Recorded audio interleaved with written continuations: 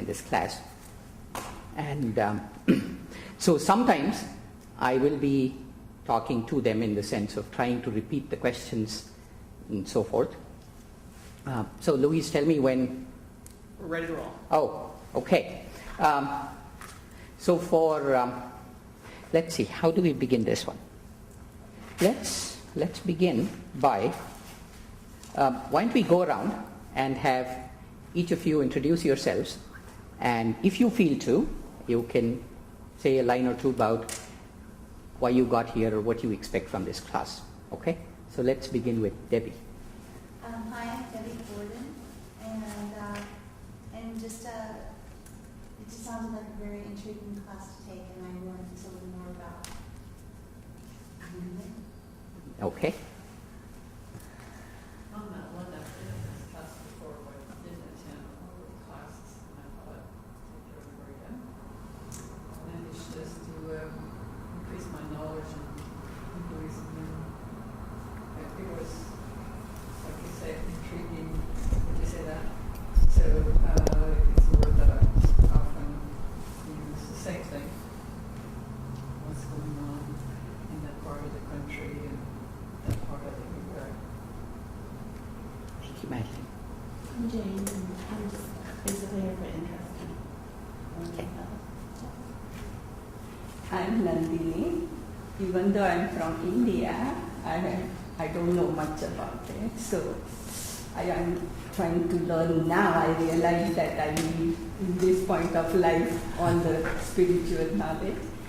And I started, I joined meditation level 1, 2, and I want to take Raja Yoga, but all this time I'm want to know on the Hinduism. Means I am Hindu, but on the significance and this and all the other classes. Okay. Okay. And that's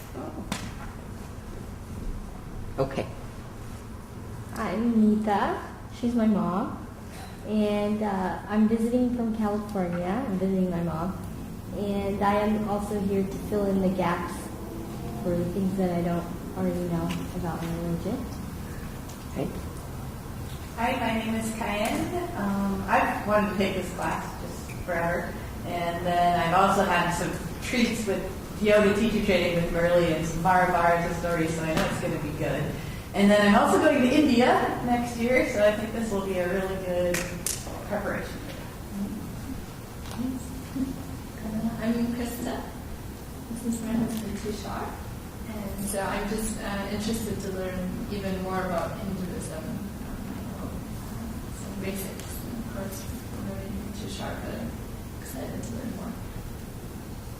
Hey, I'm Tushar, and I've worked with Modi before, and we're very close friends. And I've always, in off talks, I've learned a lot from him, and I wanted to go through this lecture program. I've always wanted to do this for the last quite a few classes, but never been able to do it. So I'm happy to be here. My name is Tam Aller, and I don't really have anything that I'm expecting to get out of the class. I love Ananda, and I just am here to have the experience and learn and enjoy. I don't have any expectations. I just hope to learn something new, and I'm excited to be here. I've been curious about the Ananda Temple, and so I'd like to kind of see what's happening here. It's my first time. Welcome. My name is Frida. Welcome, Frida. And I'm Barbara, and I took Raja Yoga last fall with Murli and got a lot out of it, so I thought maybe I would just kind of like do an upgrade. I'm Sharon, and just want to know more about Hinduism, and I expect to hear some good stories. That's part of why I'm here. I know that you tell good ones today, so. And I'm Carol, and I was able to get here to this classes, and I thought it'd be a great way to tune in a little more and go a little deeper, and I was enjoying the classes. glad to be here. Okay, well, welcome everybody. So you heard some of them mention stories, and that's because I teach several classes here. One of the classes I teach is the yoga teacher training, and we take all the teacher trainers to a retreat and really make them do yoga all day, feed them hopefully relatively well in the evening. Then we have a storytelling session. So that's where you're hearing some of those. Speaking of stories, there is a large aspect of Hinduism where the truths, the beliefs, rituals, they are conveyed using stories. And I'm going to follow the same tradition, if you will. We will end each class with a story. That's the good part. Okay? Then accompanying it is a homework that you will get. And you don't have to go study anything. It's just a fun little homework.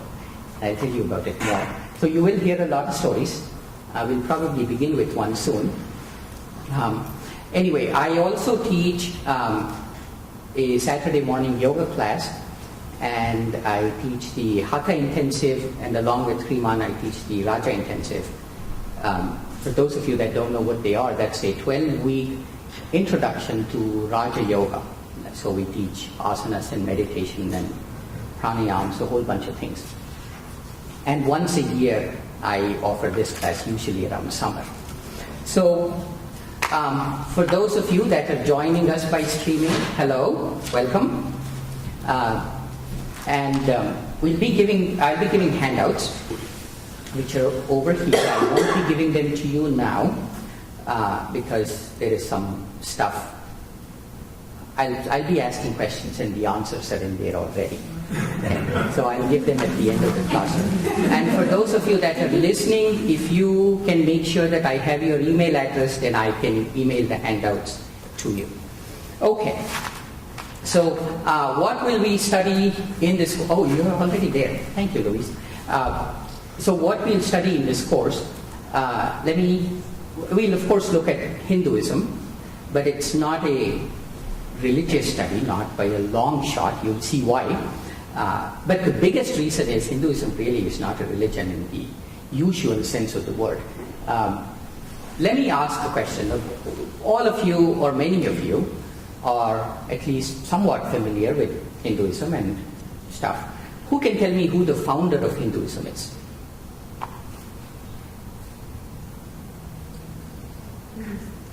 What's the Bible of Hinduism?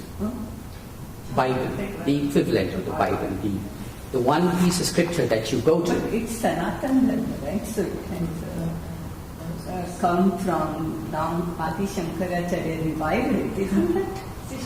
Yes. You're exactly right. The point I'm trying to get at is it doesn't really have a founder. It doesn't have a single book. It doesn't have the equivalent of Vatican City or the Temple Mount or Mecca. It doesn't. There is, depending on your viewpoint, there is many of those or none of those. In fact, pretty much anything goes.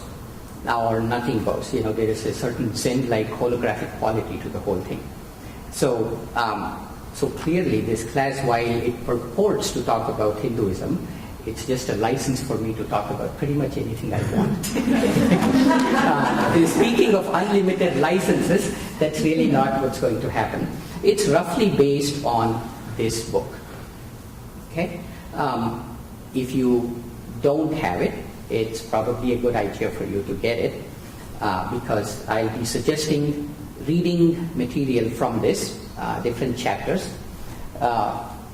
So it's available in the boutique, East West Bookshop, Amazon, wherever. If you have Kindle and e-reading devices, it's available there too. Okay? So with that introduction, let me go into, can you click, please? So the question up there is, what is Hinduism? Can you guys see this properly? Kind of, is there? There's a lot of glare. It's mostly got to do with the light. Can we do anything about that, Louise, or do the lights need to be on? No. No. Overhead. Over.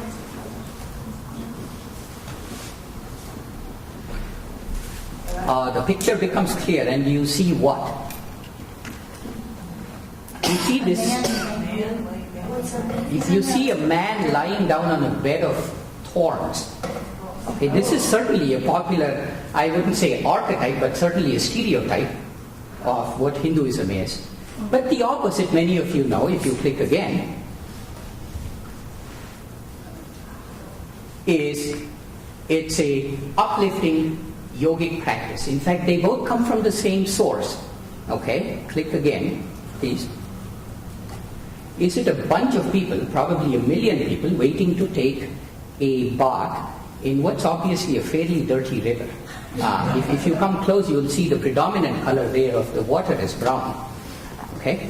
Or is it, if you click again, is it a celebration of the life that a river brings into any community? This is it's a festival of light that takes place on the banks of the Ganges River pretty much every night, as far as I can tell, in a town in northern India. And if we keep moving through the slides, next one more time. Okay, is it a bunch of these, I wouldn't say half naked because they're totally naked, men worshipping a bunch of really weird deities? So click again, please. You've seen all of these deities, right? Is that Hinduism? Or is it this really transcendental inward exploration? Which one is it? What do you guys think? All of the above, maybe, none of the above, anything goes. It is all of this and none of this. And that's part of the paradox that we're going to explore today. But so with that, let me take a step back now and point out, which should be obvious by now, that Hinduism is pretty confusing. There are people that approach Hinduism from any one of these perspectives that I just showed you. There are people that are going to claim that that is the essence of what it is.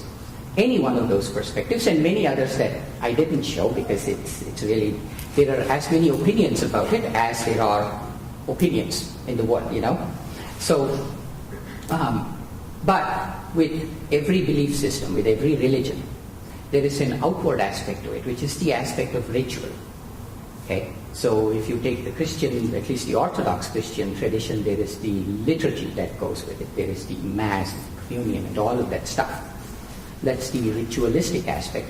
And then there is an inner aspect to it, which contains the essence of what that religion was. Maybe the inner aspects, one of the inner aspects in Christianity is probably the Beatitudes, which tell us who are the real heroes in this world. You know, and Hinduism has similar things too, and that's a big part of the confusion.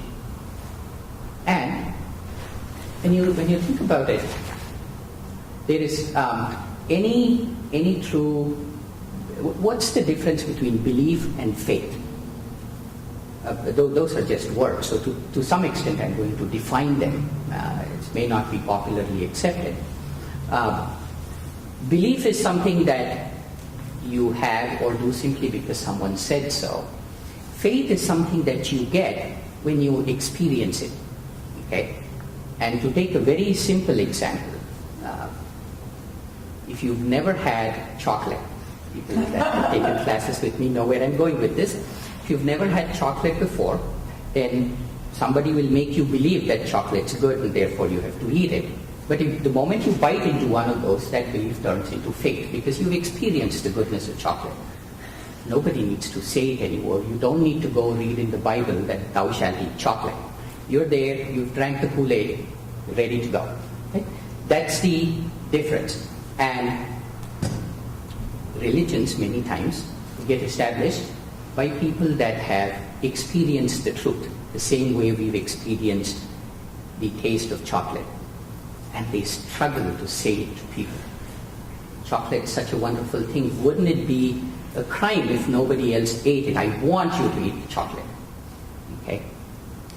But in case of chocolate, of course, it's very easy. You just go bite into it. But in case of these deeper truths, it takes a lot more than that to go experience it. And therefore, over time, different interpretations begin to form around it, from the seer that started it to the disciples, where it is watered down a little bit, and then over time it gets more and more watered down. So the seer, the person that established it, is the one that has seen the whole elephant. And then the other people, partially blind, end up looking at different parts of the elephant. So somebody would say, okay, my experience of the elephant is that it's two bones. And somebody else says, my experience is that it's a thick robe. The third one says it's a wall that breathes, and so on and so forth. And then that's the bigotry that comes, or the rituals that come around it. So we are going to tease that apart a little bit, mainly through stories and through symbols, and try to see, why do you, can you guys see this, below those naked guys, this one lady with many heads? Can you see her? She is, of course, very often worshipped. She's known as Kali in India. Why would you worship somebody like that? Other than if you're a warlike tribe, why would any regular people worship somebody? For those of you that can't see, I'll tell you, she has, I think, 10 hands, and each of the hands is holding either a weapon or evidence of use of a weapon. So one of the hands is holding the severed head, and the other is holding the sword, and she's stamping on somebody with 10 different legs. She has a bunch of skull, a kind of a garland made out of skull around her, and so forth. So what's going on? Well, is that an extreme form of paganism that's going on here? Or is there something else behind it? So that's part of, in fact, today we are going to look at it a little bit. That's part of what the story is going to be as well. So anyway, so we'll call this the Hindu way of belief, which is the rites and rituals and orthodoxies and the straitjackets and bigotries that go with it.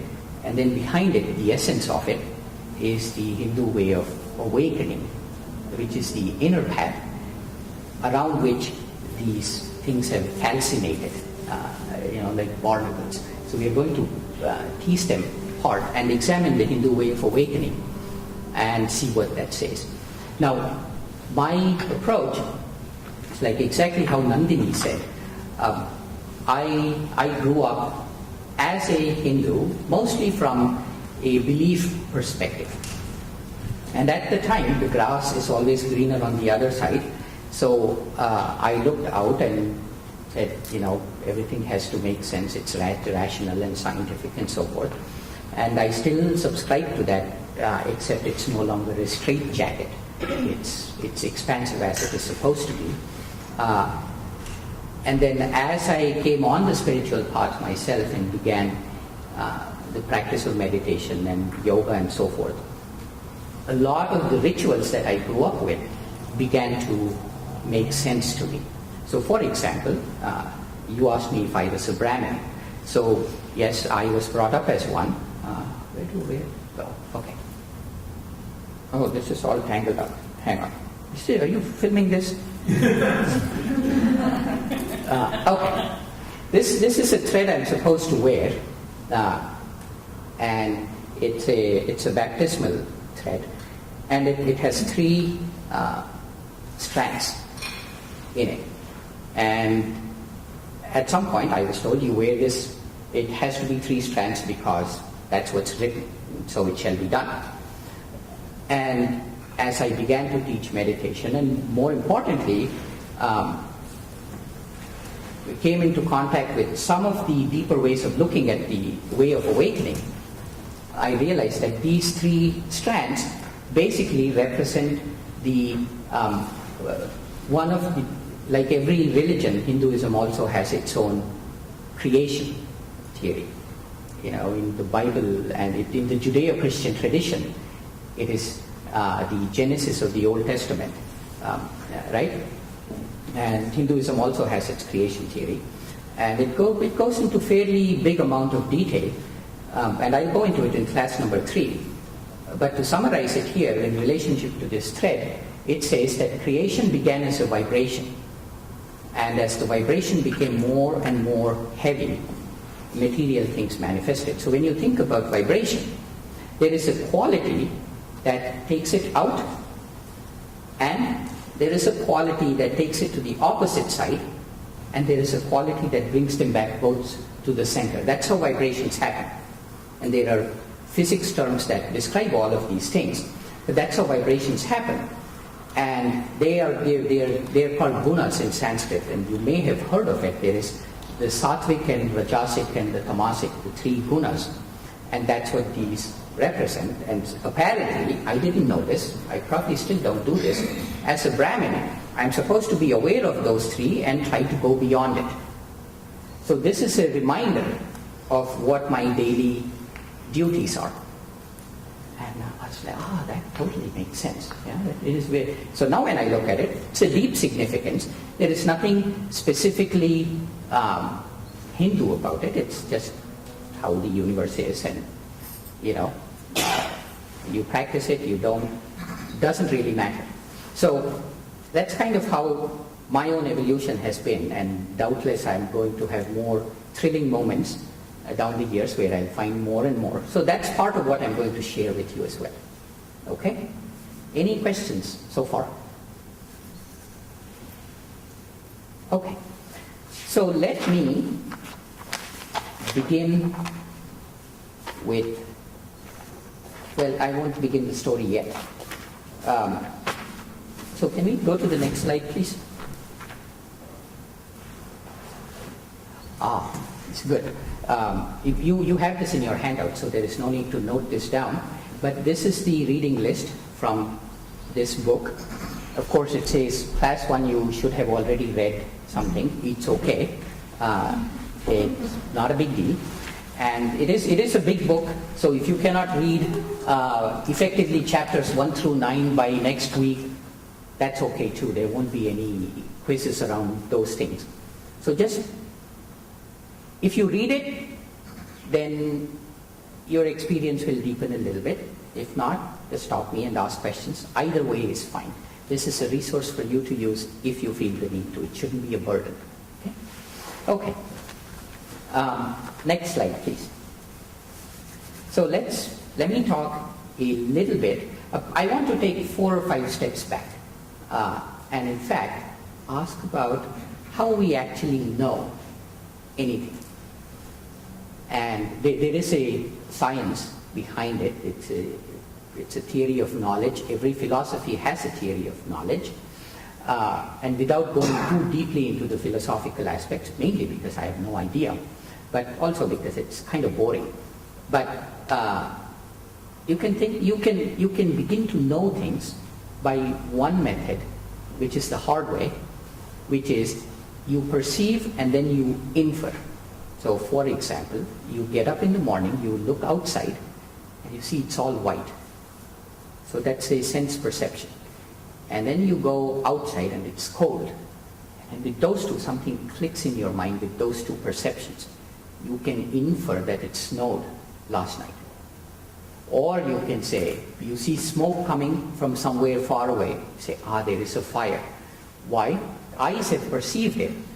And past experience tells you that whenever there is smoke, most likely there is going to be fire.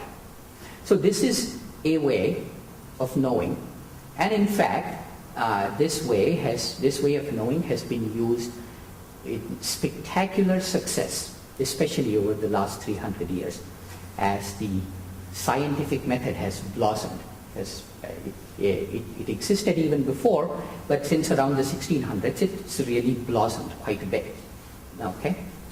But there is another way of knowing. And this is kind of interesting. It's the easy way out. This is when you suddenly, completely, 100% know. In that one instant, you just know it. Okay? Anybody had that kind of experience? Yeah?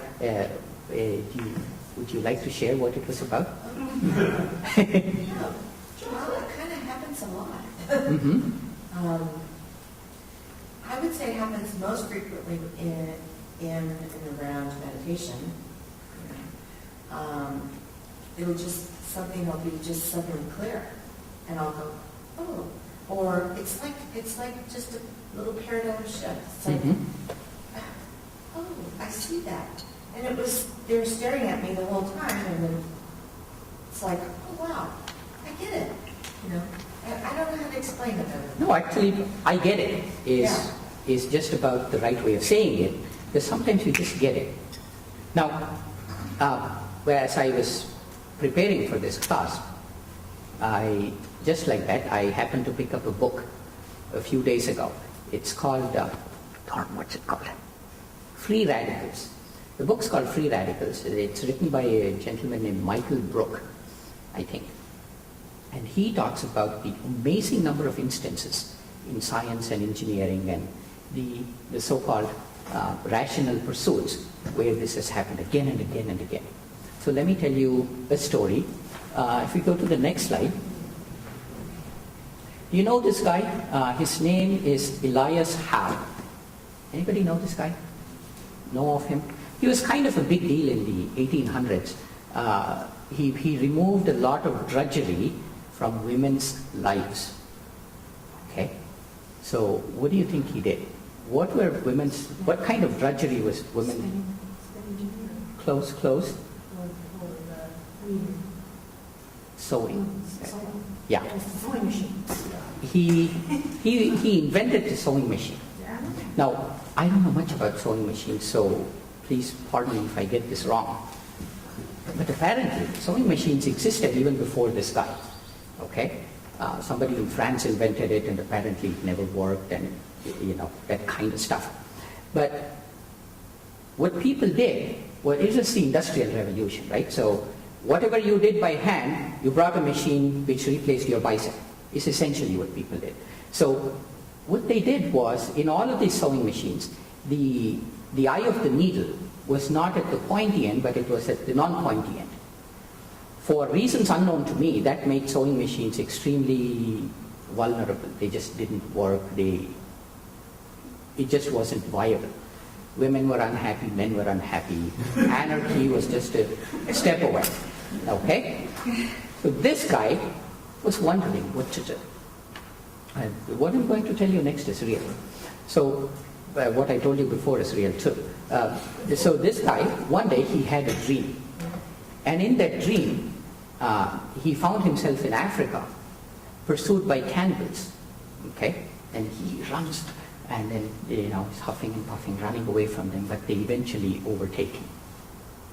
Grab a hold of him, and they put him in a big pot. Okay? Big pot filled with hot water, maybe spices, I don't really know. Okay? So they put him there, and then he, of course, what would you do if somebody did that to you? I mean, besides scream and say, please don't eat me, kind of stuff. Try to get out. Yeah, you try to jump, right? So you need a way to, well, not you, the cannibals need a way to put you back into their stewing pot, right? So they use spears, and this is all Elias Howe, this guy with the suit, dreaming, okay? He's dreaming all of this stuff, and they're pushing him back with spears. And then he gets up, he's sweating, I guess, and it's a bad dream. And then he goes about his business the next day. And something about the dream keeps nagging him. What is nagging him was not the fact that he was almost eaten by cannibals. Something else was nagging him. So what that was, he kept thinking. And then suddenly it came to him that the spears that they were pushing him with had a hole. Okay? It had a hole right near the pointy end of the spear. Then suddenly he knew, oh, that's how sewing machines need to be built. So he created a sewing machine with a hole at the pointy end, and then another thing which, what do you call it, lock stitch? Yeah, and the lock stitch was born, and he made a whole bunch of money. and he of course donated it to the Civil War, which helped kill more people, but that's a different story. Nonetheless, it came to him in a flash of intuition, in a very weird way, right? I guess he was a warlike guy, given that he gave his proceeds to a war, so his own superconscious gave him a metaphor that he would understand, right? And it just came to him. And this is just, I was just amazed at how many such stories exist. The guy, the chemist that won the Nobel Prize for, until about the 1950s, people knew that nerves conducted electricity, but nobody really knew how it traveled. Today they know, and the end result of what this guy did was Prozac, among other things. So you can't really call him the father of Prozac, but probably the grandfather of Prozac. But he figured out how nerve impulses traveled, and the experiment that he needed to do came to him in a dream, literally. At 3 a.m. he woke up, and then he wrote down his dream because he didn't want to lose his sleep. And then he went back to bed, and the next day he got up and realized that he couldn't read what he had written. Okay?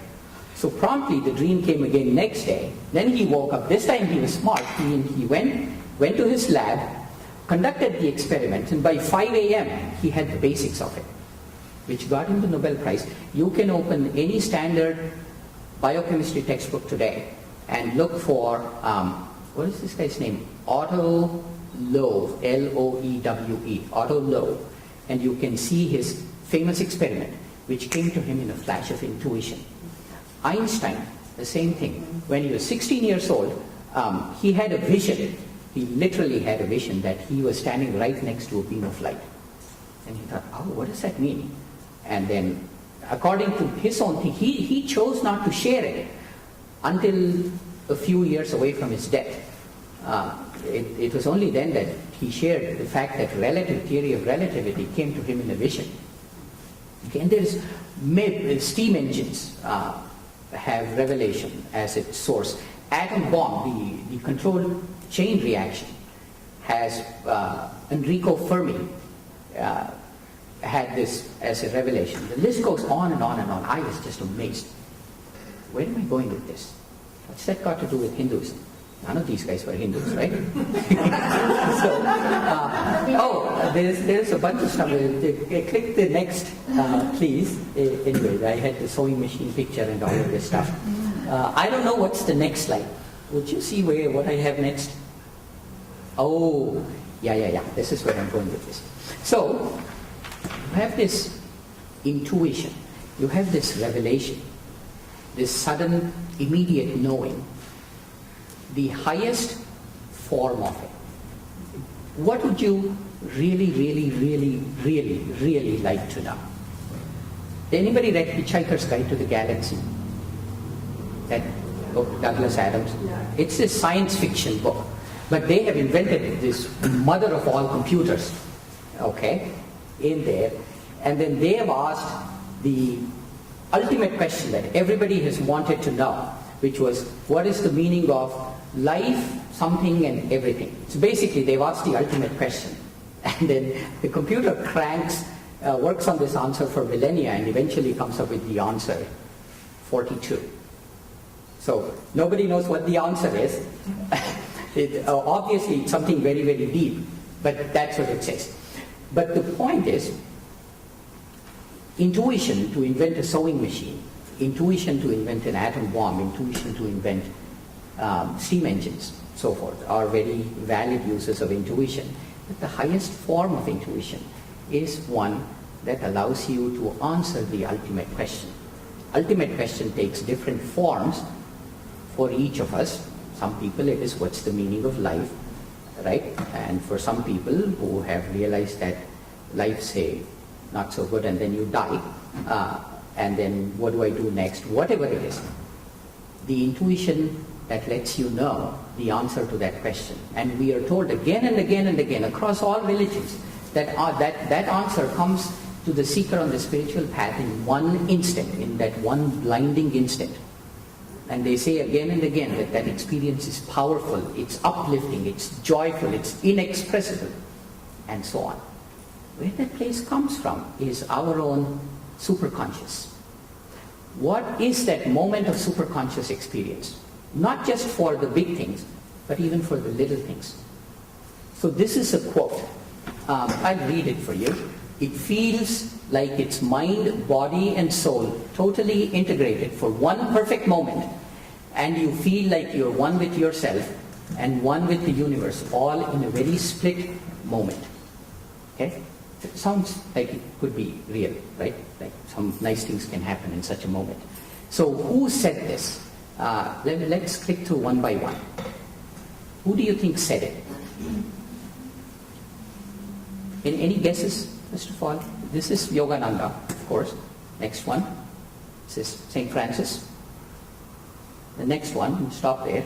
This is Mahatma Gandhi. Any of these guys could have said it, right?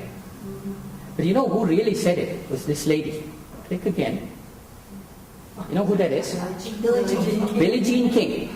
I was preparing for this class last year, and while driving, I heard an interview of Billie Jean King on NPR. That's what she said. Because she was very well known for, I don't know what, service or returns or something. Something that just felt like she was in the zone. And that's what she said. It's that one moment when you're completely you're just flowing. You can call it whatever you want. You can say you are in the zone, you are in the flow, you are in the moment. You're completely present. That's the moment of superconsciousness. Okay? And that's where revelation happens. Now, if you are off to invent a sewing machine, you will see the revelation for that. But in more refined forms, you will see revelation like how you said, I'm sorry, I'm very bad with names. Tam, like how Tam said, is you just know. Why didn't you know before? I don't know, maybe because this wasn't happening. You're not in the zone that Billie Jean King was every time she served. Now, if you can be in the zone all the time, then you'd be those guys. We call them boys on the bench up there. You'd be one of those guys. Right? And that's kind of where, at least for those of us that are on the spiritual path here, that's kind of what you're aiming for. Is you kind of want to be there all the time. You can. I'll talk about aspects of this, but that's yoga. You know, that it's the technique and the destination. That's what will get you there. Does that make sense? Everybody with me so far?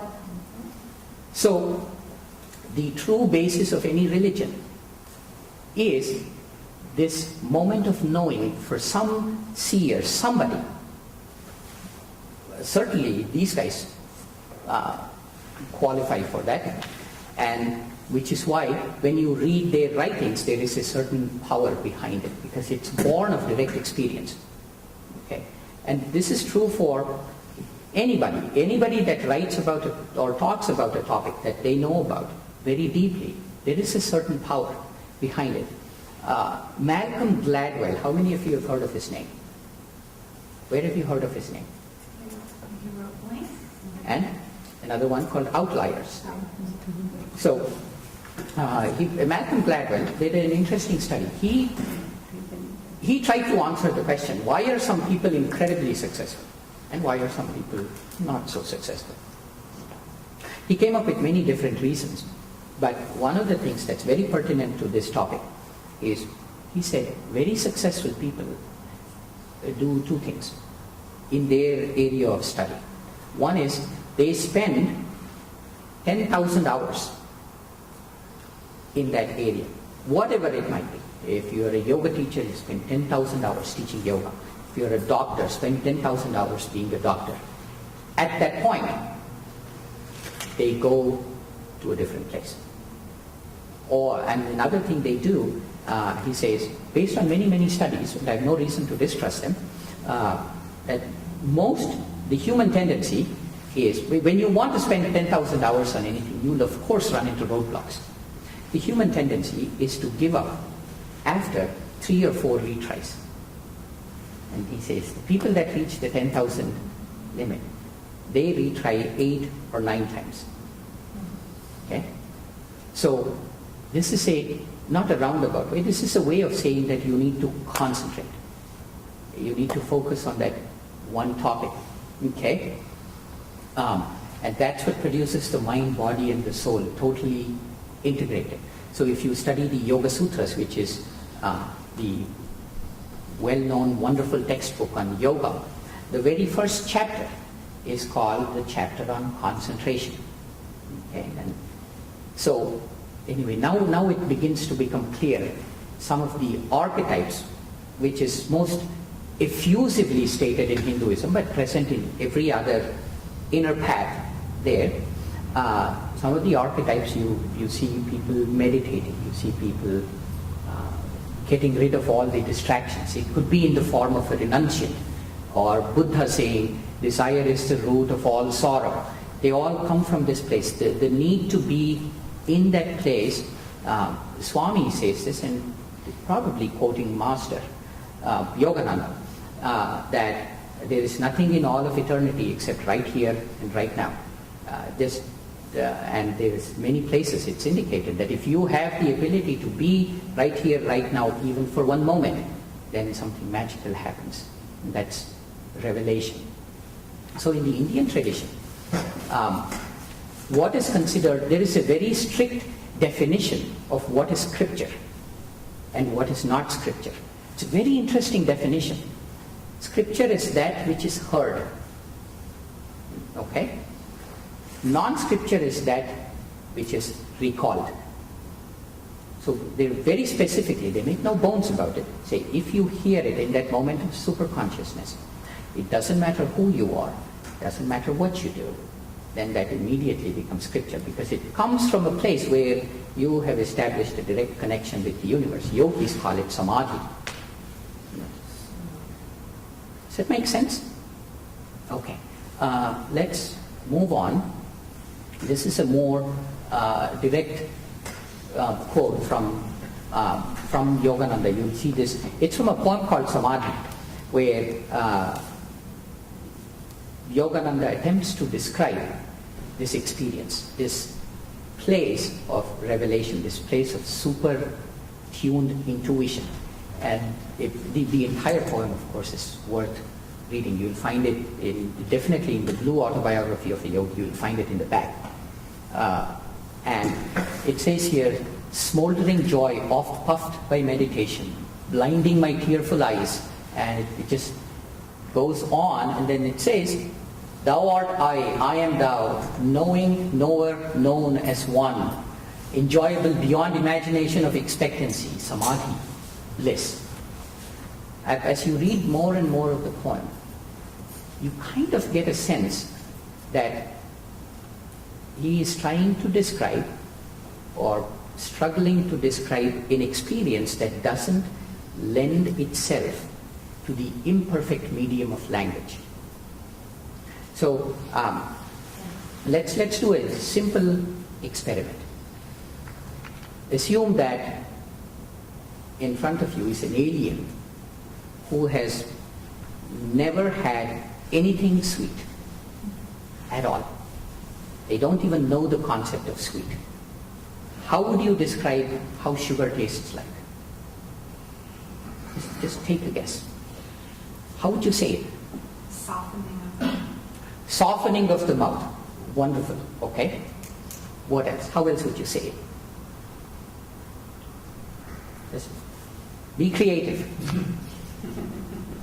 Transforming texture from grainy to dissolving.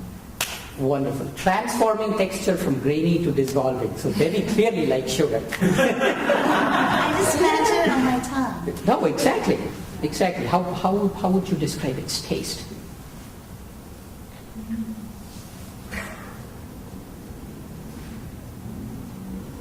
By sound. That's a great way of saying it. Absolutely. That's just your feeling aspect, speaking. Okay? So what's happening here is when you have an experience which is direct, transforming, wonderful, blissful to you, and you try to explain it to people who have no conception of what that might be, what do? You invent symbols to explain it. In Debbie's mind, sugar is symbolized by the transformation of a texture. in your mind it's simply represented by a sound. None of that is sugar, mind you. You're using the imperfect medium of word to convey that. Because we've all had sugar, we know exactly what each one of you said about it. Right? So if the boys on the bench talked about samadhi, they would use words and they would all know, say, oh yeah, I get it. Yeah. Infinite bliss. Yeah, I gotcha. You know? Whereas here we are struggling. We've never experienced it. Right? The closest we've come to infinite bliss is chocolate. Right? Do you see what I'm saying? So, when there comes a time, there are these seers,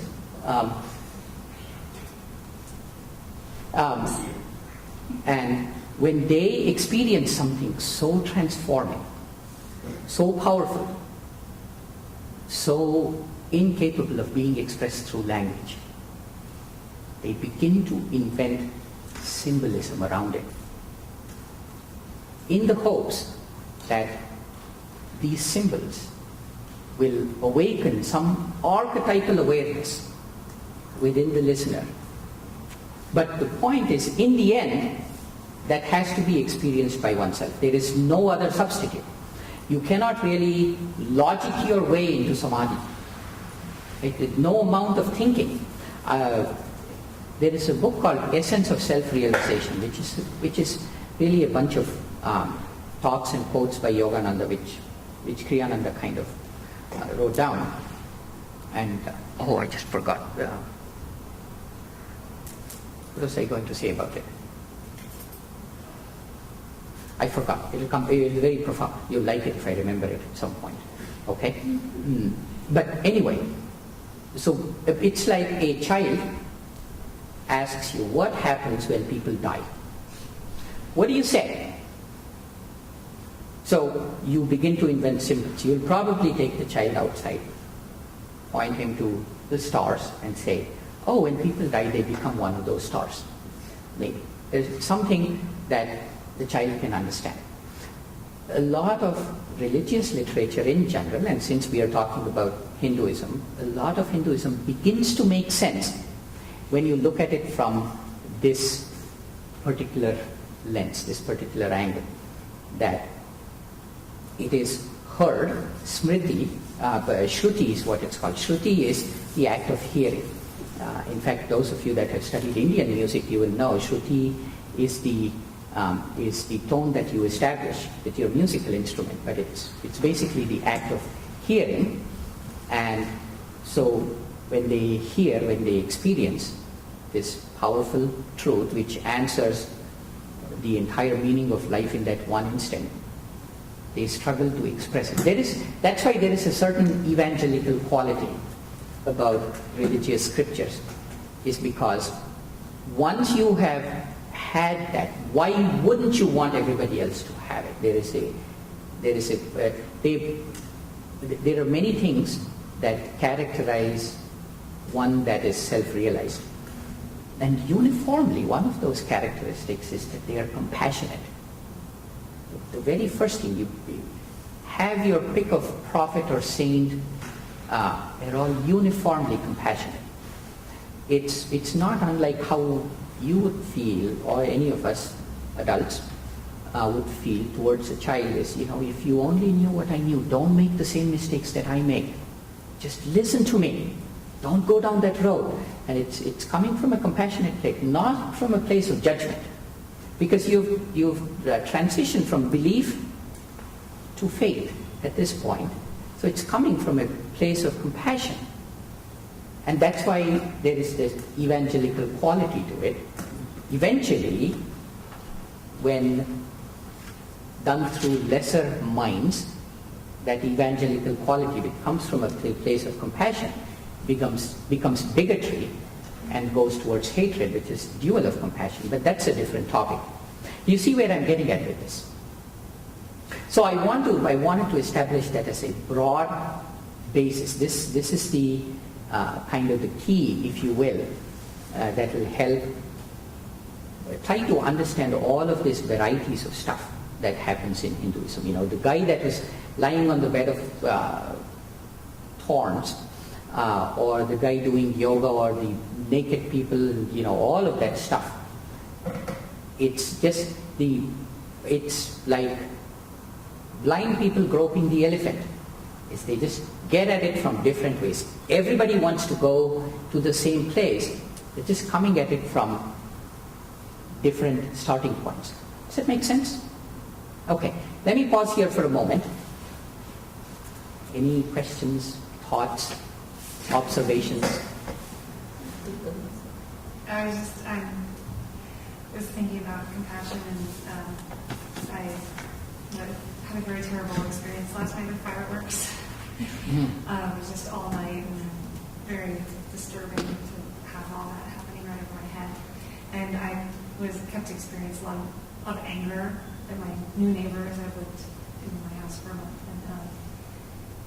But then right now, sitting here, I realize that they're trying to get there too. Yeah. And that's lighting off all those explosions. That's their way of getting there. Me sitting outside in the peace and quiet and listening to the birds is my way of getting there. Yes. And they were destroying my way of getting there. But when I turn back to compassion and understanding that they're also trying to get there, I have just a completely different perspective. So that was my little moment of experience. Oh, what a great observation. That's very true. Thank you for that.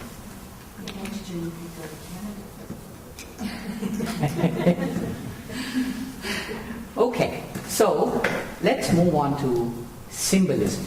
Can we go to the next slide? You guys are doing so great with the slides. Okay, so this is, okay, there you go. Free Radicals by Michael Brooks.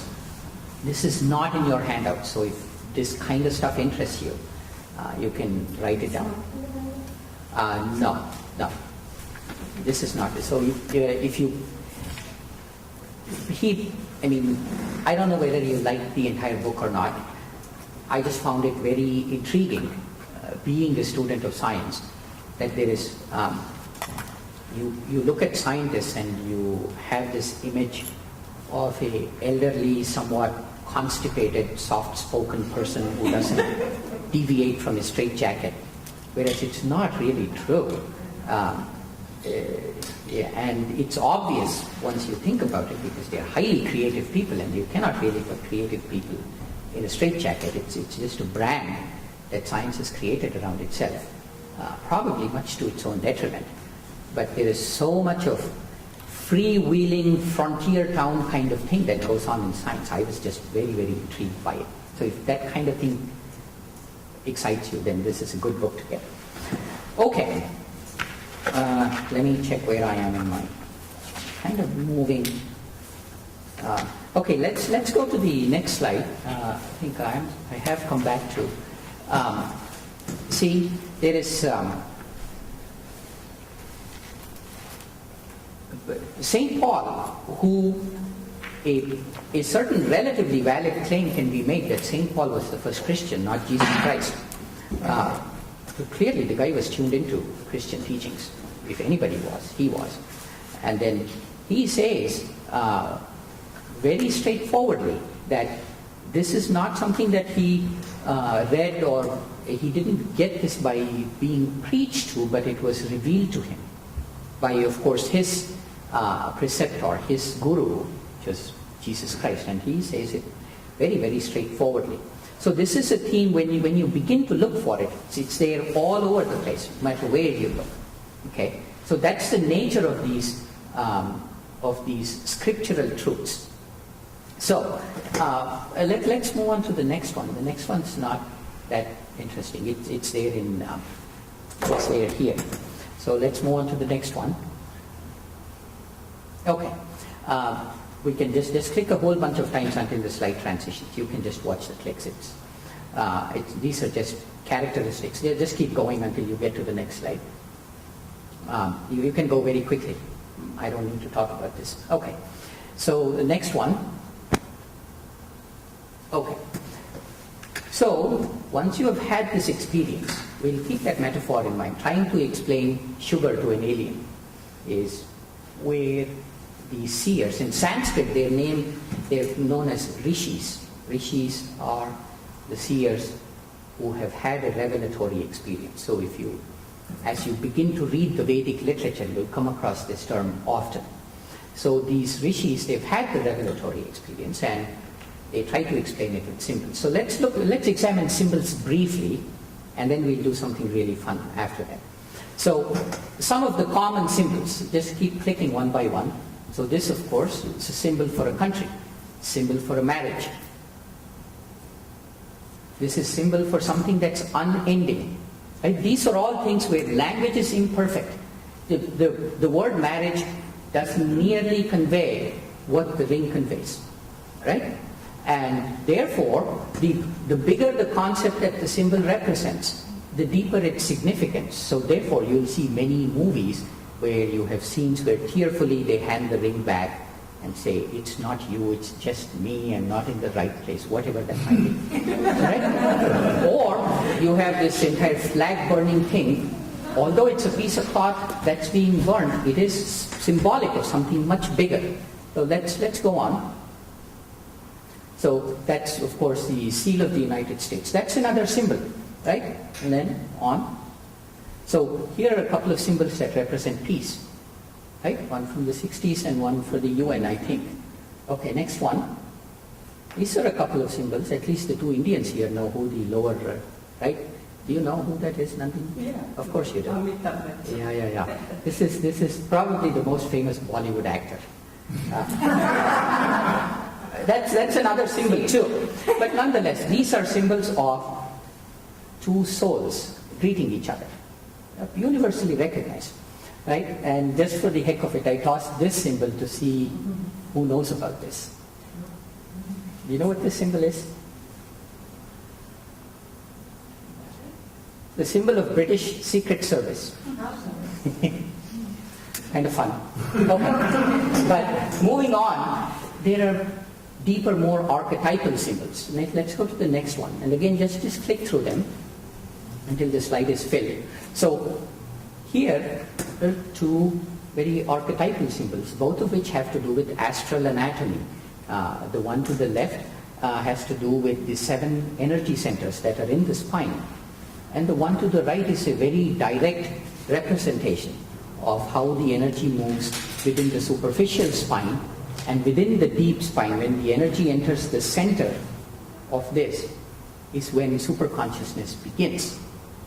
Okay, and it's just, and these symbols have an archetypal quality to them. By archetypal, I mean that there are aspects of our, I'll just say mind, I don't want to say consciousness, because I don't want to say that our subconscious reacts to these, because that's not at all the right term.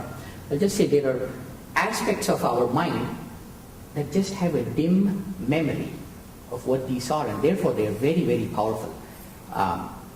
For those that are attuned to these, they are quite a bit more powerful than the more, I don't know if secular is the right word. I struggle, being a non-native English speaker, I struggle with the language sometimes. I'll just call the previous set of symbols more secular symbols. Yeah. Is that the right way of saying it? Okay. So there is more. Let's take a look. Now this, of course, represents the duality in nature, yin and yang. And next one. This one is called, I think it's called Ouroboros, and we won't go too much into it, but this is also a very archetypal symbol that we have. Okay, next one. Anybody that's been to Nepal, they'd be familiar with this. This is called Nepal Eye. It makes it sound like a disease, but it isn't. It is. It's a symbol of the spiritual eye. And you'll find it all over the place in Nepal. It's just unbelievable. You'll see it all over the place. Okay, next one. Oh, okay. So that sets up the stage for, in terms of symbolism, this is one of the most outward aspects of Hinduism that appeal or that is kind of in your face when you begin to look at it. It's very effusive, it's very enthusiastic about its symbolism. The Hindu gods and goddesses. I just made kind of a collage of these. We won't go through any of them. Just go to the next slide, please. You can see how complicated they are. And then the next one. Okay, and I think there is one more. Okay. So all of these are complicated symbols. We'll end our day with a story of this particular one. And your homework assignment is to figure out what the symbolism is. And that's how we'll start the class next week. So, how many of you have heard of the god Shiva in Hinduism? Okay, so let me briefly introduce Shiva, because we are going to deconstruct his symbolism next. So, there is Hinduism, as you know, is very, I shouldn't say proudly, but certainly very outwardly, very directly, has many objects of worship. I don't mean objects in terms of actual golden calf kind of objects, but there is, it almost seems as if like it's in direct violation of first commandment. And next class we'll spend time kind of examining that. But one of the most common and popular gods in Hinduism is a guy called Shiva. So think about it this way. A rishi, a seer, has had a vision of the supreme reality, has gone beyond creation and glimpsed the mind of the Creator and tries to express it to people.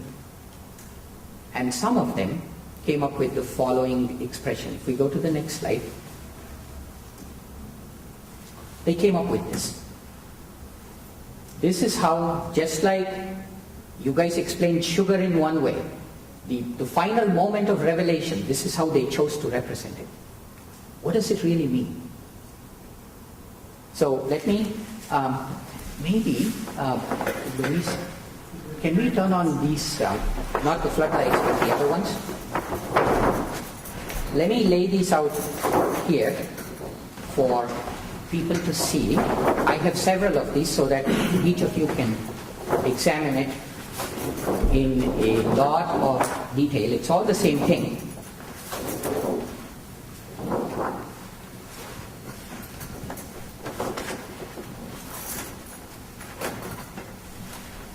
These things are available in India for, I don't know, 25 cents or something. It's amazing. You guys have some over there?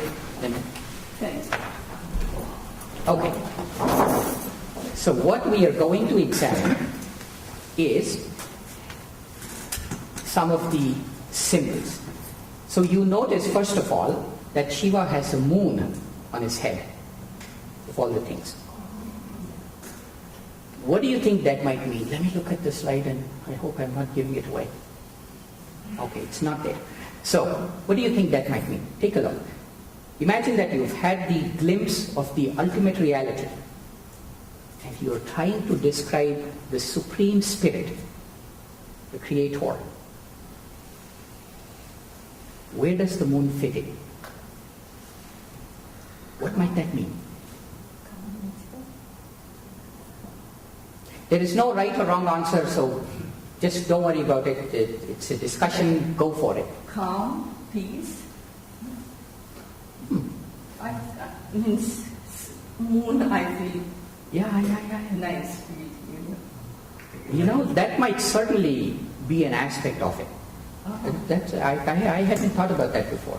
There is a certain more direct thing. Like enlightenment, basically light is coming in and dark. Disperses the darkness. Possibly. Like, well, what But perhaps sun would be a better symbol for something like that. Well, it looks like the halo is like represents the sun, and then the moon is in there with the sun, so it's like they're part of each other. Well, let me give you two hints. It's like a pull, like a gravitation. Wow, you guys are really... No, this is very subtle stuff. Is it waxing or waning? Oh, is it waxing or waning? Good heavens. And then And if I had to guess, I'd say it's waxing. it's almost a full eclipse.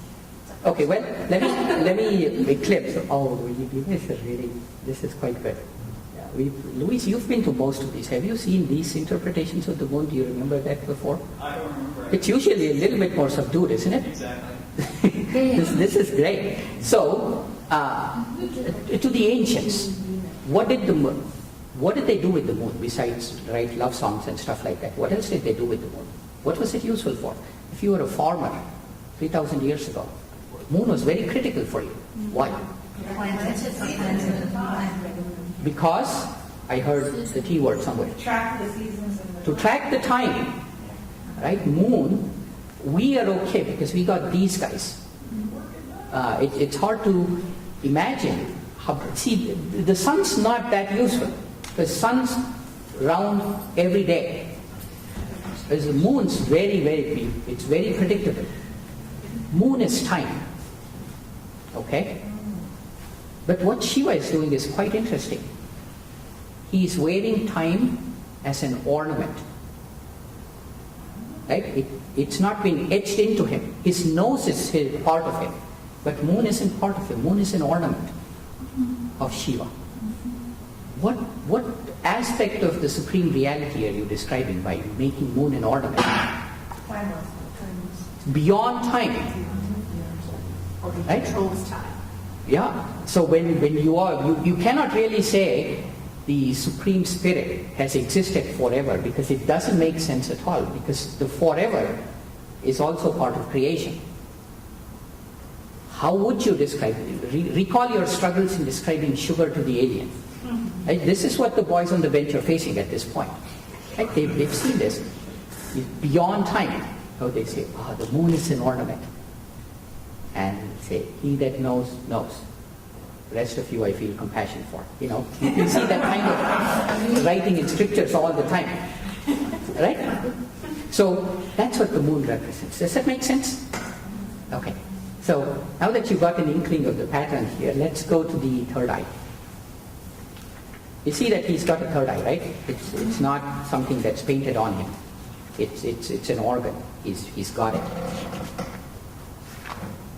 So what might that mean?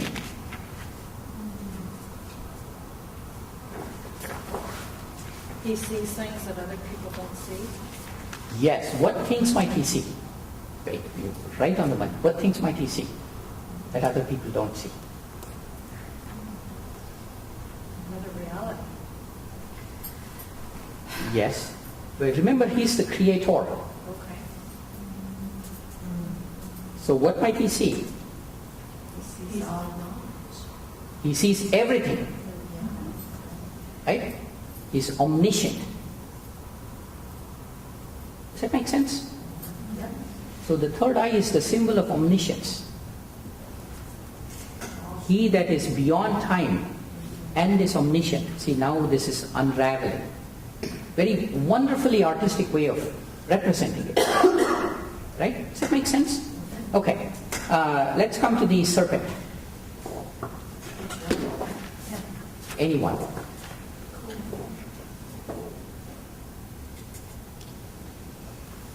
Serpent in general, in all traditions, what does it represent? It represents, in Christianity, it's like the dark side, the shadow. It represents evil. Perhaps if you go to some Buddhist traditions, represents ego, where those two are used quite interchangeably, right? So what's the serpent doing? I mean, what's the demeanor of the serpent? It's tame, right? That's kind of the dynamics between Shiva and his serpent. It's tamed. It's not like it's trying to rebel and kind of walk away, crawl away from him, right? So His necklace, that's part of it. it's He's so wearing he's wearing it. So that's the serpent symbolism is actually very, very deep with Shiva. So let's just examine a few aspects of it. We don't need to do all of it. One is that evil is also part of creation, clearly. Because if you're talking about the creator, then nothing is beyond that. The second one, evil is tame. So this entire good versus evil and who wins kind of thing doesn't even arise. It's just represented here by the calm serpent. It's not even an issue. It's just been, and that's why some of this religious art, especially in India, is actually it's uplifting absolutely everywhere. But in this case, the symbols are so involved that when you look at it, it has the ability to uplift very, very immediately. And even as an artist, I'm not an artist by any stretch of the word, but I know enough to imagine that you'd be rapturous trying to represent the serpent and its relationship to God. Just by giving the smiling quality to the serpent, you've just tuned into an aspect of the Creator which is just transcendental. That makes sense? There is another aspect of the serpent, which is the deep creative energy within us, the Kundalini energy, which I'll have a lot to say about it maybe next week or the week after. So there is that one too. And the fact that the serpent has its hood spread means that it's active in the sense that evil, or I shouldn't call it evil, it's more something that Jyotish says sometimes, which is stuck in my head. It's better to think of it as duality. So if both good and evil are part of creation, just like North Pole and South Pole, and you don't really look at a magnet and say bad South Pole, right? So this is similar too. It represents a karmic aspect. As you sow, so shall you reap. And therefore the serpent in this case, it's an active force. It's an active force that is capable of influencing us, which in the Christian tradition has been represented as Satan, who is an active force. And all great masters have had their time, including Jesus Christ. And you kind of stare down Satan at some point before you cross over. So there is that symbolism with the serpent. Okay, next one. This is a relatively easy one. What about the drum?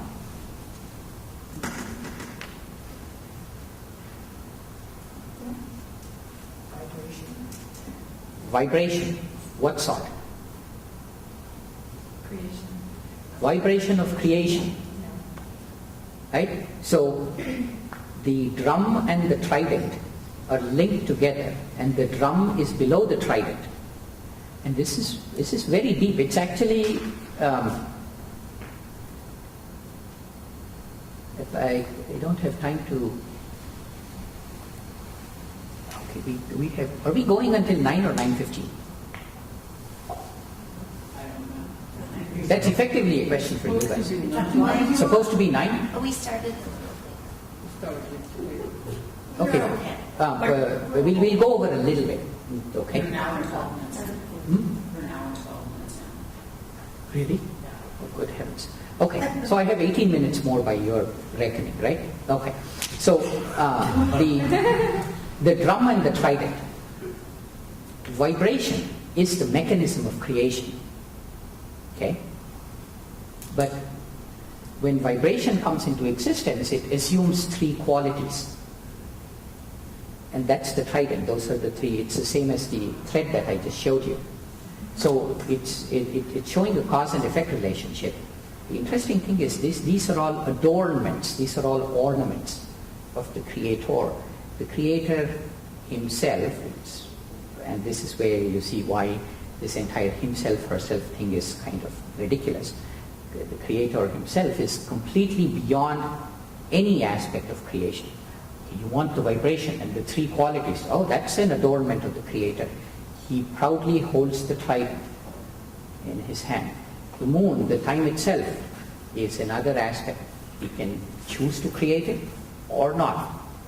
So therefore, does the Creator, is he cognizant of the future? That question doesn't even make sense. So if you ask one of these guys, they just smile at you and say, meditate more, you will love. Right? And I just imagine, I don't really know. That's what they're just thinking, if you only knew, you would stop asking these silly questions. In India, this is very common. They'll say, meditate on Shiva, you would know. And I would expect that that's what it means. is if the answers that one wants are there, it's been handcrafted to represent those things. What about, okay, what kind of clothes is Shiva wearing? Skin, right? So the, and specifically it's a tiger skin. And you'll see some representations where symbolically the head of the tiger is also there. So what might that mean?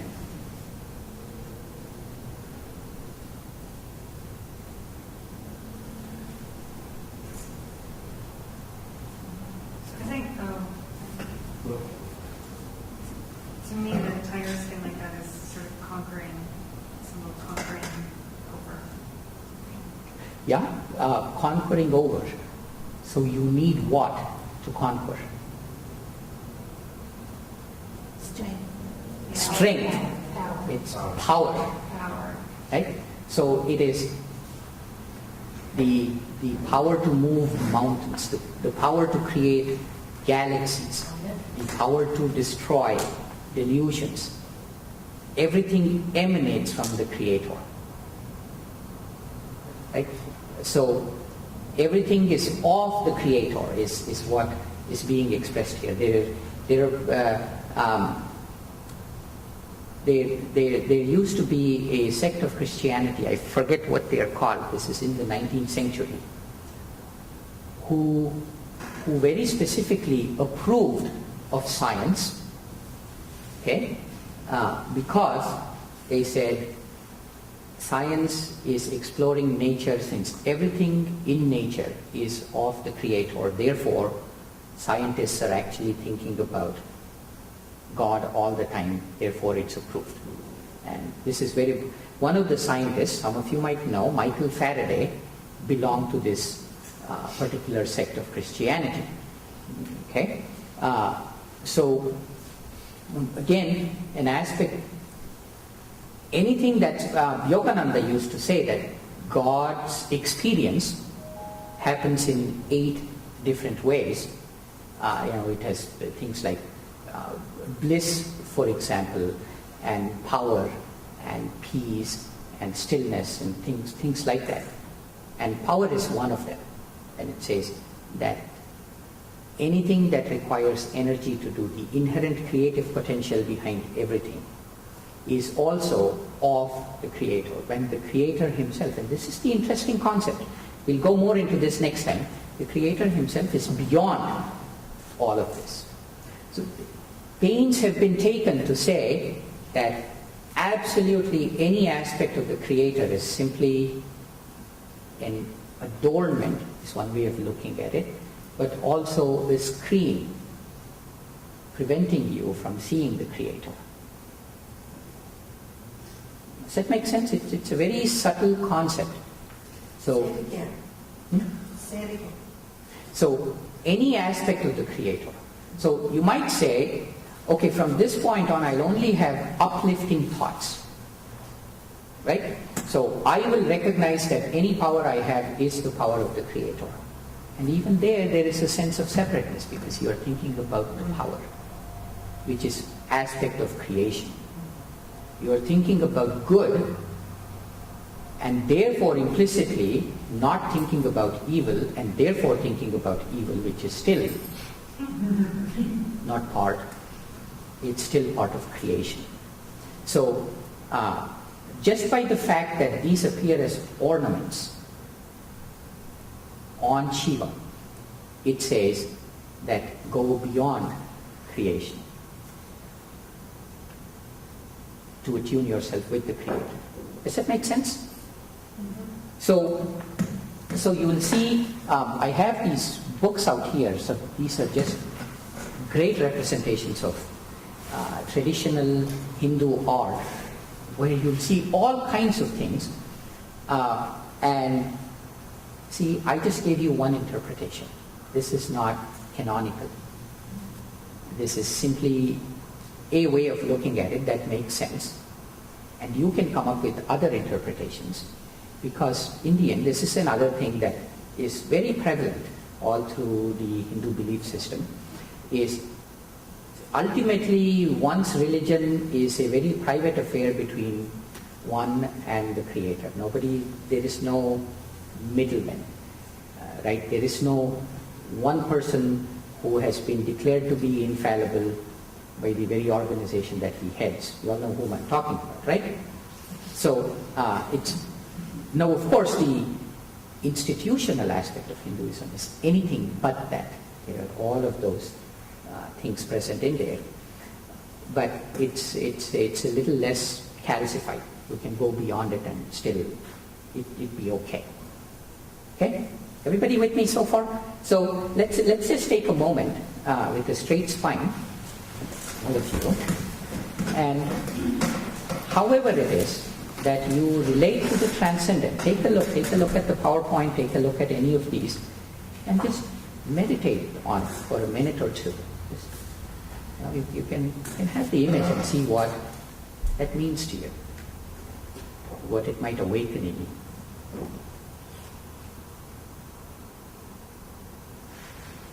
What might it feel like to have that experience where you perceive, however briefly, the reality behind all creation, beyond all creation.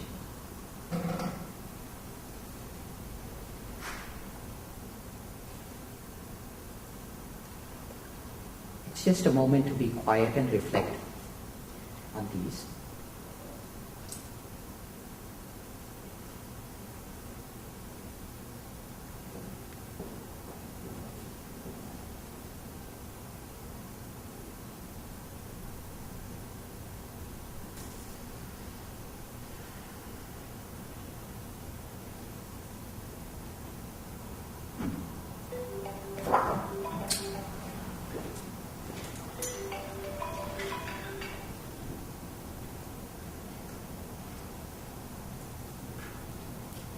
And slowly open your eyes.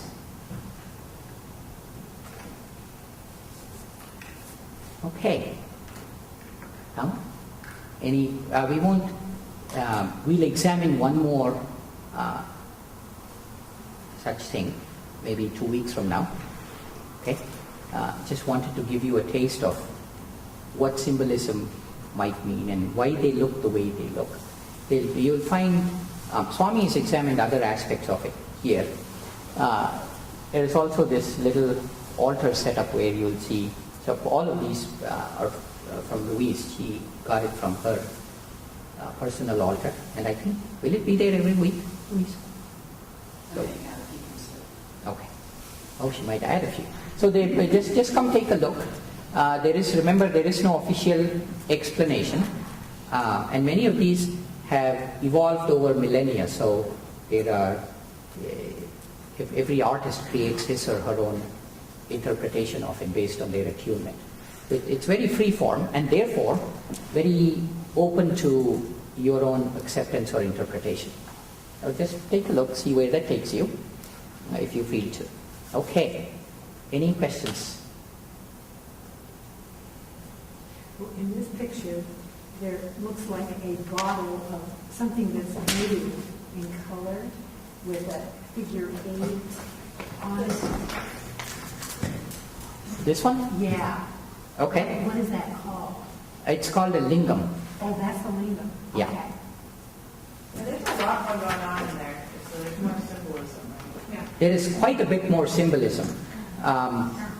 Unless you guys want to, I don't usually go into that aspect of it. But it is, that's the lingam. That's the usual representation that you will find in many temples.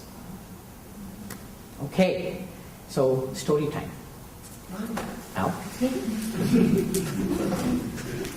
you can keep your notes down. The story has a homework, but I have repeated the story in your handouts. So you don't have to write down anything. Let's go to the slide that has all of these Indian names on it. Let me dwell on this a little bit. This is a bunch of Sanskrit that every week I'll just put a little bit of Sanskrit. Sometimes we go over it, sometimes we don't. Today the only one that I went over is the very first one up there called Rishi, who is the self-realized master who has heard the truth, has a revelation. When we talk about Shiva and other concepts like that, we're talking about the Supreme Spirit. The Sanskrit name for that is Brahman. For those, it doesn't represent any deity. It comes from the Sanskrit root to expand. That's what Brahman and Brahmin, they all come from the same root. It just means thing that expands. And it's indicative of the ever-expansive nature of the ultimate reality. It's very specifically not anthropomorphic, meaning it takes pains to say that it's not a man or a woman, and we will examine that more. The question is, how would you describe an ultimate reality like this? How would you say it? And I'm assuming all of you have seen the movie 10 Commandments. So what does the burning bush tell Moses? When Moses... Take off his shoes, he's on holy ground. That's the first thing he tells him. Yeah, but then it asks him, the identity question. I am that I am is, besides the shooting. That's what it says, right? Right. And those descriptions are like that for a reason, because how would you describe something like this?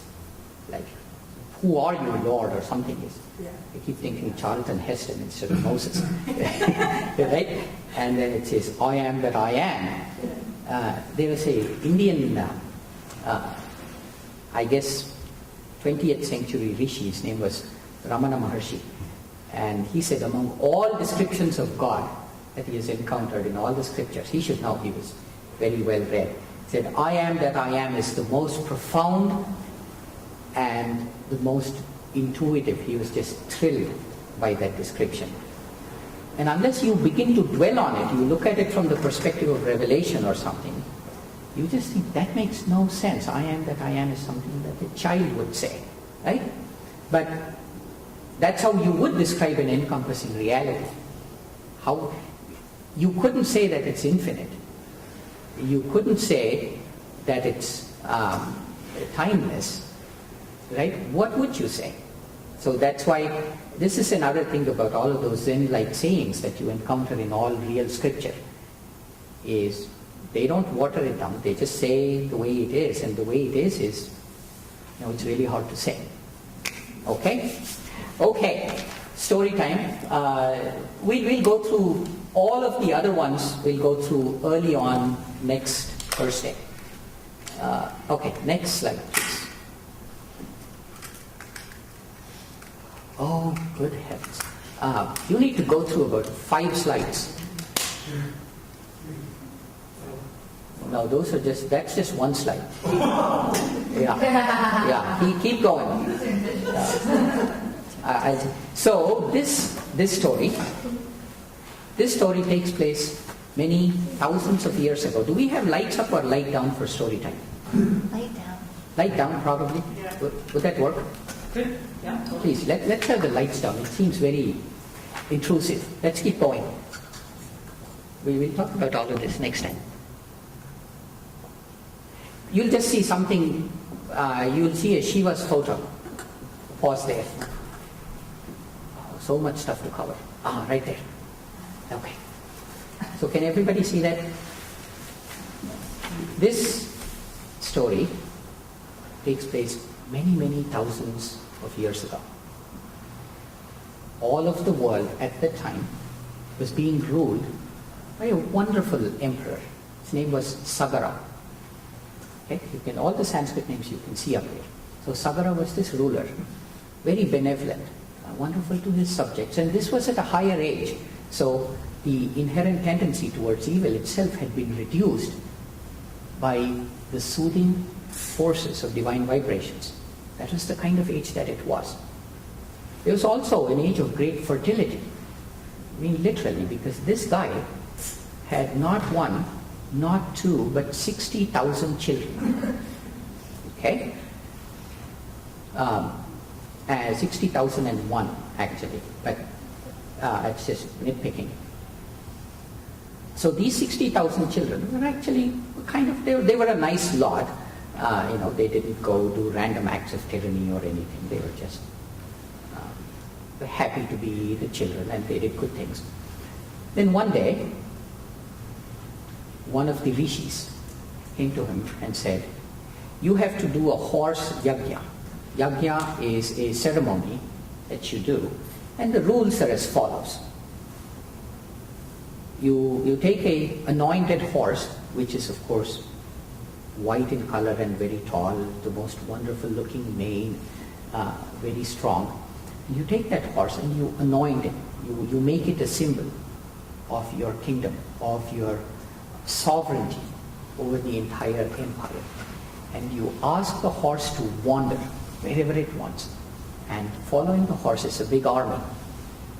The army goes behind the horse, and any kingdoms along the way, when it steps into that kingdom, the king has 2 choices. He can either come and receive the horse and the army, give them gifts, and say, I accept the sovereignty of Emperor Sagar. Or he can say, nope, I don't, and then get into battle and may the best king win. This is kind of how it was done. So he decides to do the horse yajna. And they find the horse, and the horse begins to go, first at a canter and then at a full gallop. Following the horse are the 60,000 sons, each of whom is very valorous, brave, ready to fight for his father's sovereignty, and their armies, respective armies. So it's a huge army going across the world. One by one, no king dares to challenge the horse. And then it keeps going. Now the king of the gods at this point gets jealous. He's looking down from his perch in the heavens. He's looking down saying, wow, this guy is a mere mortal. Look at how he's establishing his sovereignty. People soon will begin to think that he's greater than I. So he says, I got to do something about this. And he comes up with the most diabolical plan. What he does is he becomes invisible. And then at night time, he takes the horse and leads it into a deep cave, very deep cave, many kilometers down in the earth, many miles down in the earth. And he ties the horse in the cave in an opening where there is a big, it's very spacious, in front of a rishi who's meditating, deep in meditation. He is in that super conscious moment, well beyond Billie Jean King. He's gone up there and he is totally one, perceiving the infinite, hearing the scripture. He is meditating. Now there is a saying in India, there are 2 things you shouldn't do. One is wake up a sleeping baby. The second is disturb a meditating rishi. In both cases you're in for trouble. Okay? And everybody knows this. Most of all the well-educated sons of Sagara, the emperor. So the next day they get up and the horse is gone. Blasphemy. Who has done this? They're all fired up. They're all angry. They go looking about. They follow the footsteps. And then they look about for many, many months. They're all frustrated now, ready to really kill whomever it is that committed this act of crime. Finally they figure out that it went into the bowels of the earth and it's in the cave. So by now they're really, really angry. So they go see this rishi and they go just whack him on the head. Say, how dare you take the horse? The rishi, of course, is all of his energy focused in one point. At this point, he is dealing with powers that these guys can only speculate about. He is dealing with superpowers at this point. So all he does is he opens his eye and out shoots a beam of fire from his spiritual eye and instantly vaporizes all the 60,000 suns and turns them into ashes. Then, after a few months, not knowing what happened to his son. The horse canters back to the emperor, and Sagara finds out what happened. And he goes down. He falls at the feet of the sage. Says, "Sir, please forgive my sons. Because of your curse, they are rotting in this nether world. They need to leave behind this life, do their karmic duty and reincarnate again so that they can work out their karma. Please release them." And then the sage says, these sages, once they get beyond that moment, they are effectively very, very compassionate people. Of course, how could you not when you've had that spark of divinity touch you? Very compassionately he says, "My son, the laws of karma are even beyond me. Even I cannot stop it. Nobody can. Your sons paid what is due for them. However, they don't need to rot in this Neverland. What they need to do is they need to be washed down by the celestial river, the river that flows in the heavens, which we know as the Milky Way.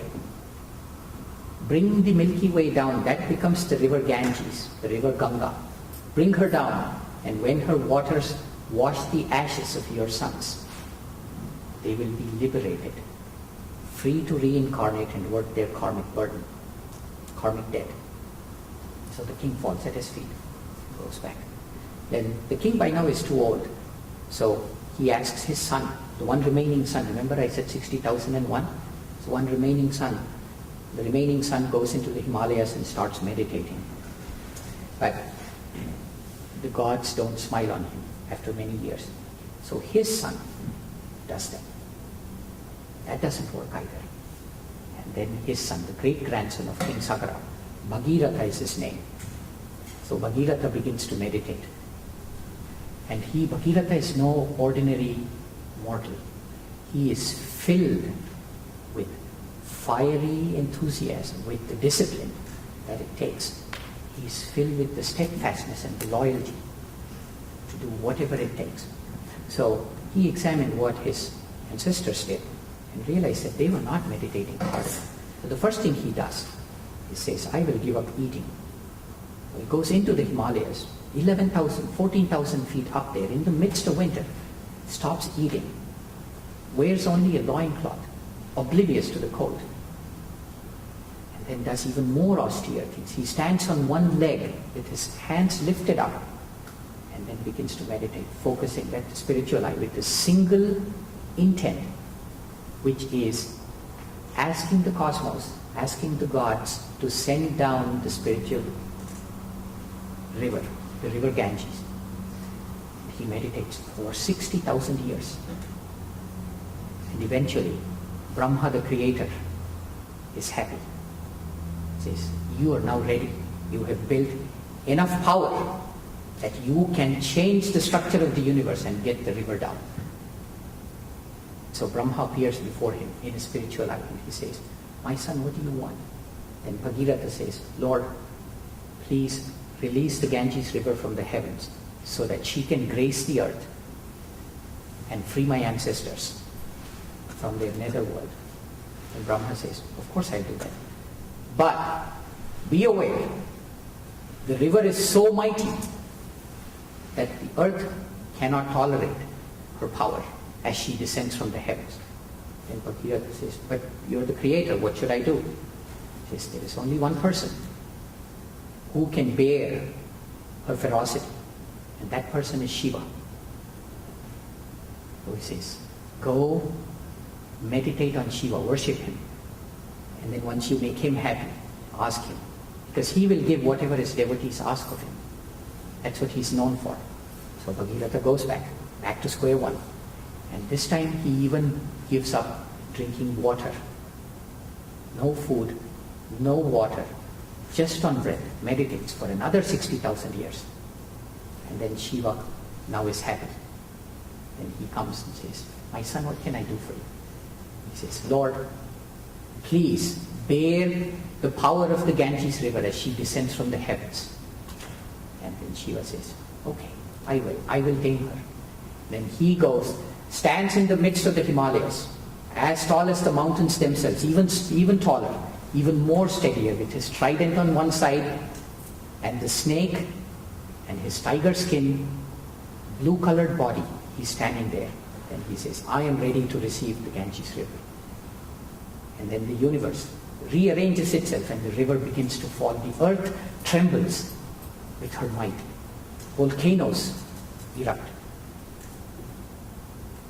But Shiva is steady. He is untroubled. He is just standing there with a gentle smile on his face, ready to receive her power. And she falls on his head. You will see in his depictions there is always a little bit of river coming out of his head. She falls on his head and then he captures it and then calmly walks away into the forest. And Bhagirath is thinking, these gods are all very literal people. I should have asked him to let her through after he tames the ferocity. So back to meditation he goes. This time even more meditation. And Shiva comes back. Says, my son, what can I do for you? Like, Lord, remember the river that you tamed? Could you please let her so she can flow? He says, why didn't you say so before? Then he lets her come as little rivulets, little tame, cascading mountain streams. And she comes from his matted locks, one by one, along all of the mountains in the northern Himalayas, and then coalesces into a big river. And then Bhagirath is going in his chariot, and the Ganges river is coming behind him, following him, because she is obligated to do so. That's the power of his karma. He has focused all of his intent, and the entire universe is obligated to do what he says.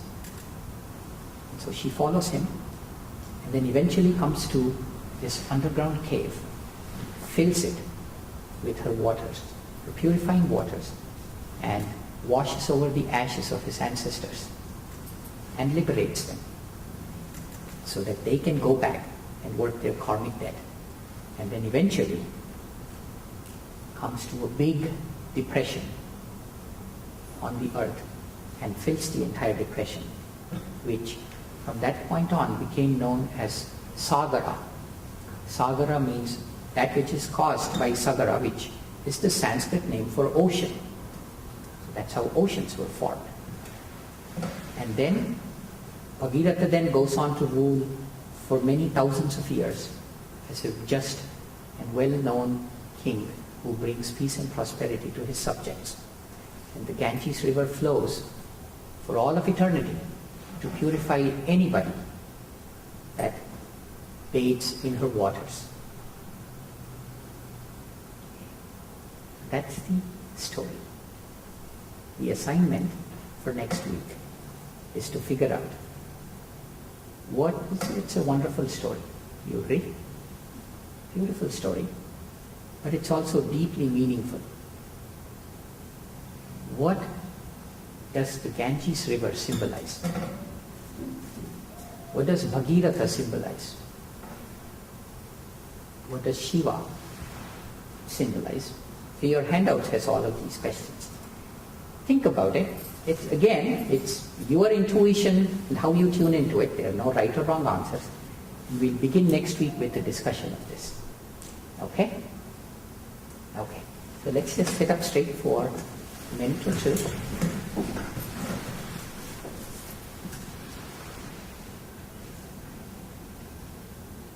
All we need to do is still the mind.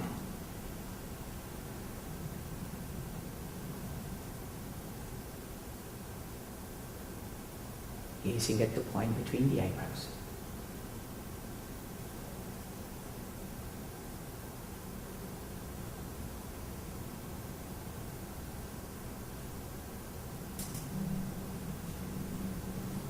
Om Shanti Shanti Shanti.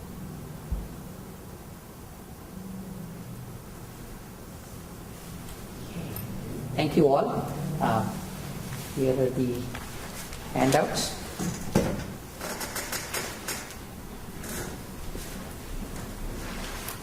And more of you will be emailing these to the Washington, right?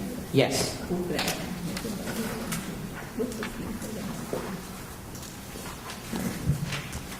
We'll see you all next Thursday at 7:30. Really? something pretty cosmic there at the end. All we have to do